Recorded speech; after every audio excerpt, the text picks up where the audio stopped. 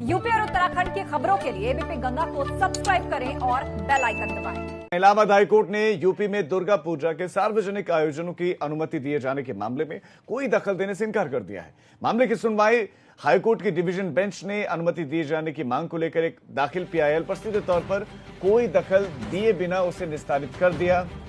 वहीं दूसरी तरफ उत्तर प्रदेश सरकार ने दुर्गा पूजा के आयोजन को लेकर बड़ा फैसला किया है। मुख्यमंत्री योगी ने कहा कि कोरोना के खतरे को देखते हुए राज्य में दुर्गा पूजा के सार्वजनिक आयोजन पर रोक रहेगी।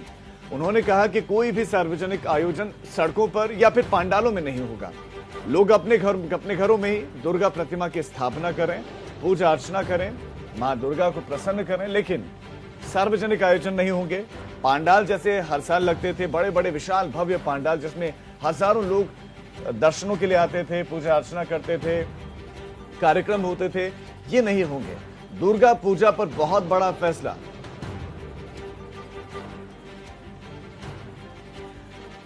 और हमारे संवाददाता इस खबर पर ज्यादा जानकारी के साथ जुड़ गए हैं। मोहम्मद मोइन प्रयागराज से हमारे साथ जुड़े हैं, तो अनुभव शुक्ला हमारे संवाददाता लखनऊ से हमारे साथ जुड़े हैं। सबसे पहले मोइन, आपके पास इलाहाबाद हाईकोर्ट ने दखल देने से सीधा सीधा इनकार कर दिया है, यानी कि राज्य सरकार ने कहा कि धार्मिक जो भी जो है आयोजन होने हैं, सामूहिक सोशल गैदरिंग जहां पर होती थी, ये सब कुछ नहीं होगा, घरों में पूजा अर्चना कर सकते हैं लोग। जी बिल्कुल, दुर्गा पूजा आयोजकों को कल दोहरा झटका लगा है। पहले तो इलाहाबाद हाई कोर्ट ने जो अर्जी दाखिल की गई थी उस मामले में सीधे तौर पर दखल देने से इनकार कर दिया। उन्होंने कहा जो डिस्ट्रिक्ट एडमिनिस्ट्रेशन है वो सेंट्रल गवर्नमेंट की गाइडलाइन के मुताबिक ही कोई फैसला लेगा। बंगाली वेलफेयर एसोसिएशन के लोगों को उम्मीद थी कि शायद वहां से कोई राहत मिल जाएगी, लेकिन शाम आते आते स्टेट गवर्नमेंट ने भी साफ कर दिया, यूपी सरकार ने साफ कर दिया कि दुर्गा पूजा के सार्वजनिक आयोजन पर रोक रहेगी। इस बार किसी तरह का आयोजन नहीं होगा। हमारे साथ इस वक्त जो याचिका करता है डॉक्टर पी.के. राय, वो हैं, बंगाली वेलफेयर एसोसिएशन के दूसरे लोग हैं। सारे लोग मायूस हैं क्योंकि उनका मानना है कि यह परंपरागत आयोजन होता था, पर लोग पूजा अर्चना करते थे, अपनी आस्था प्रकट करते थे, और इस वजह से इसको अनुमति मिलनी चाहिए थी। वो पूरी तरह से कोविड गाइडलाइन का पालन करते। तो हमारे साथ जो लोग हैं जल्दी जल्दी उनकी प्रतिक्रिया ले लेते हैं। आप बताइए, आप याचिका करता थे, कितना बड़ा झटका लगा है आपको और अब आगे क्या करेंगे? देखिए, झटका जो लगने वाली बात तो कोर्ट से नहीं लगा है, जो आप लोग कह रहे हैं कोर्ट से। कोर्ट का झटका नहीं, कोर्ट ने तो एक डायरेक्शन दे दिया है हम लोगों को कि हम जाके बात करें, तो रास्ते तो खुले हुए हैं हमारे लिए। लेकिन झटका जो लगा है वो प्रदेश शासन की तरफ से लगा है, जिन्होंने न केवल बंगाली समुदाय को बल्कि करोड़ों दुर्गा माता के ऊपर जो आस्था रखते हैं उनका अनादर किया है।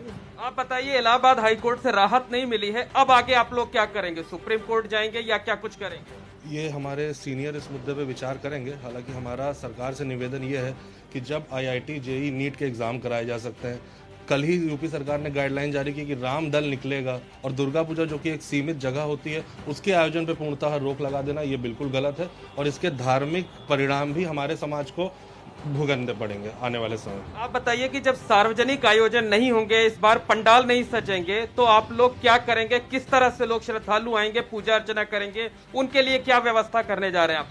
हम लोग बड़ी बेहद दुविधा में हैं। इस बार कुछ समझ में नहीं आ रहा है। 20 दिन पहले ऐसा हम लोगों के ऊपर थोपा जा रहा है कि दुर्गा पूजा आयोजन नहीं हो पाएगा। अगर ऐसा ही कुछ था तो अनलॉक 4 के आने के बाद तुरंत बता देना चाहिए था। उस समय ये हम लोगों को गाइडलाइन नहीं जारी की गई थी, अभी भी नहीं जारी की गई है। आगे इसकी लड़ाई हम लोग जैसे भी होगा लड़ते रहेंगे। बिल्कुल राजीव, आप देख सकते हैं कि जो बंगाली वेलफेयर एसोसिएशन उनकी नाराजगी स्पष्ट दिखाई दे रही है, बिल्कुल मायूस है। मोइन, आपके पास लौट रहा हूं, एक बार लखनऊ का रुख कर लेते हैं। अनुभव हमारे संवाददाता हमारे साथ जुड़े।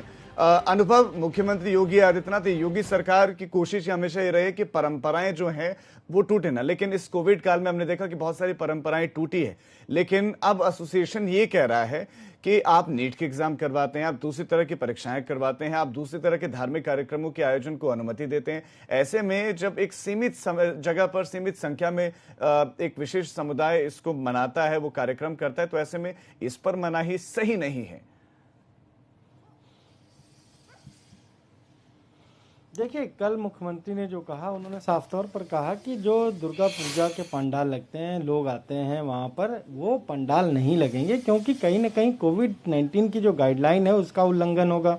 मामले देखिए अभी कोरोना के कम नहीं हुए हैं, भले ही हम ग्राफ में दिखा दें कि पिछले कुछ दिनों से कोरोना के केसेस कम आ रहे हैं, लेकिन जब एक साथ लोग पहुँचेंगे कहीं पर भी किसी पंडाल में, तो कोई ये कौन एश्योर करेगा कि वहाँ पर वो सोशल डिस्टेंसिंग के नियमों का पालन करेंगे? क्या लोग मास्क लगा के आएंगे? क्या जब पूजा त्यौहार का मौका होगा तो कोई उनको रोक पाएगा? यही सारी वजह थी कि साफ तौर पर मुख्यमंत्री ने कहा कि पंडाल नहीं लगेंगे, लेकिन ये भी कहा कि जहाँ पर रामलीलाएं होती हैं वो होंगी, वो परंपरा नहीं टूटेगी। अब उसके लिए क्या इंतज़ाम करेंगे? क्या वहाँ पर लोग अलाउ होंगे या नहीं होंगे?